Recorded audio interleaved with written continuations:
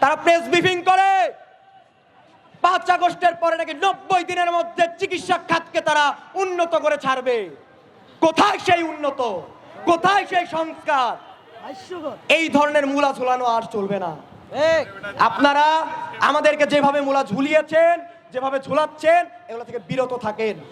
যদি আপনাদের কেউ এরকম ভাবে উস্কানি দেয় যে যান তাদেরকে একটু উস্কিয়ে দেন, দেশ অস্থিতিশীল হয়ে যাবে, দেশ অস্থিতিশীল হবে ঠিকই, কিন্তু এই সরকার, এই ছাত্র জনতা, এই আমরাই দিন শেষে আফসোস করব।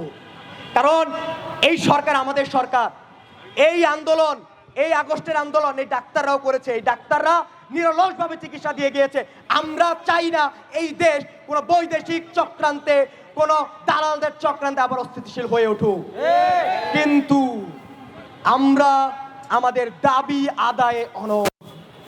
আমাদের দাবি যদি আপনারা শান্তিপূর্ণভাবে মেনে না নেন, উপদেষ্টা মহোদয় থেকে শুরু করে যারা সংশ্লিষ্ট কর্তৃপক্ষ আছেন, তারা যদি আমাদের দাবি আদায়ে আমাদের সাথে আলোচনার টেবিলে না বসে, যদি বসেও সমাধান না করেন, তাহলে বাকিটা আমরা দেখে নেব। আমাদের সাথে বাংলাদেশের সকল সরকারি, বেসরকারি, মেডিকেল ও ডেন্টাল শিক্ষার্থীবৃন্দ, চিকিৎসকবৃন্দদের সমর্থন আছে। মাত্র ঢাকা কমিউনিটি মেডিকেল কলেজ থেকে আমাদের সাথে যোগ দিয়েছে।